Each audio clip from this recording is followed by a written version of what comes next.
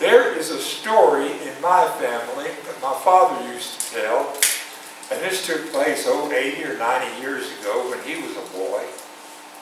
And there is no record of it. And I can guarantee you they didn't build a monument to it. But it seems that my grandfather, my father's father, and one of his brothers-in-law took some cotton into town to get it ginned. And once the cotton was ginned, they had a little bit of money in their pockets, as they used to say, 2 nickels to rub together. And somewhere out there in the woods, they procured themselves a jug. And the 2 of them proceeded to drink it. And then they got on the wagon and headed back to the house, which was out in the country. Well, one of them was up in the back of the wagon, just staggering around and yelling. The other one was in the seat where you would sit to drive the wagon, but he had thrown out the reins. And he too was yelling. And the horses were just going at full gallop, and these 2 guys, feeling no pain, just yelling at the top of their lungs. And according to the way I heard the story, you could hear them from a mile away. Finally, they approached the house, and the horses knew where they lived. They just pulled up in the front yard and stopped. Where my grandfather was met by the steely gaze of my grandmother, who did not appreciate such things at all. Now, I can see all this vividly, although I wasn't there. I've never seen a picture of it. Nobody has ever taken the story to Hollywood and made a film out of it. But I can see this clearly. So also, I can sort of see this incident up on the side of the mountain with the transfiguration of Christ. My wife used to have a friend that she worked at the newspaper with, and he gave up journalism and became a monk. And he was at the monastery up in Pecos, New Mexico. We went up to see him one time, and he showed us around. And they had a piece of art, I wouldn't even know what to call it, but it's where you take a picture and you glue things to it. And there were some rocks embedded in this picture that he said came from the Mount of Transfiguration. And they looked exactly like rocks that you would find around here in our desert. And that really put a face on things for me. That really made it seem real. I thought to myself, wow, Jesus walked on the same earth that I walked on.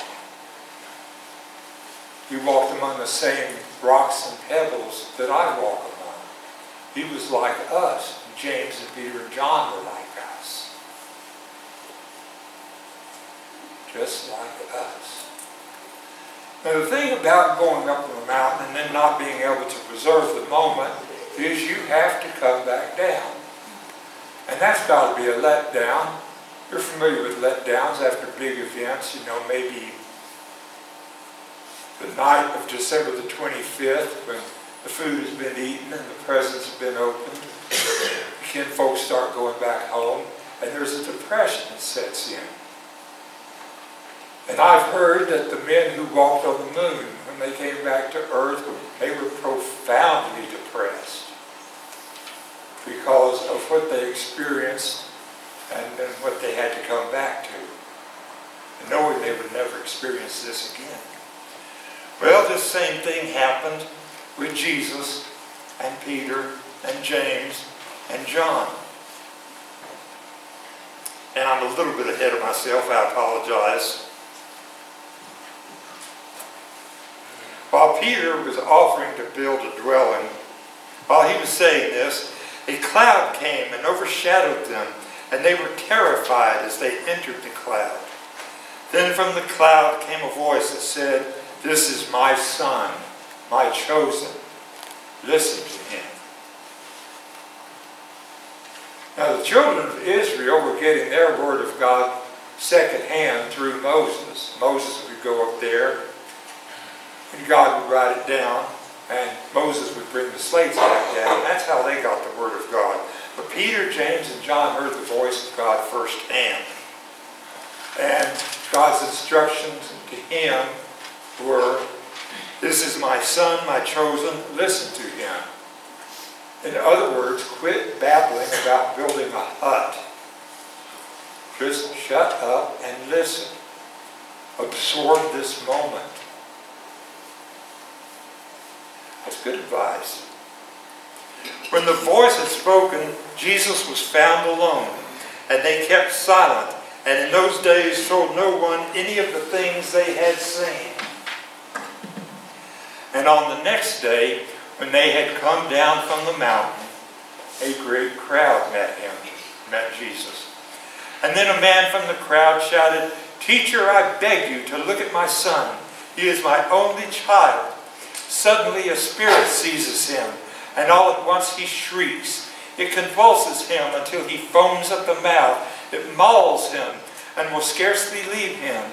I begged your disciples to cast it out, but they could not. Jesus answered, "You faithless and perverse generation." Now, I don't know if he's talking to the throng, to the man who's asking for help, or if he's talking to his disciples. It sounds like he's talking to his disciples, but he has said this sort of thing before, and we'll say it again. "You faithless and perverse generation, how much longer must I be with you and bear with you? Bring your son here." You can almost see Jesus rolling his eyes and sighing. When the boy was coming, the demon dashed him to the ground in convulsions. But Jesus rebuked the unclean spirit, healed the boy, and gave him back to his father. And all were astounded by the greatness of God.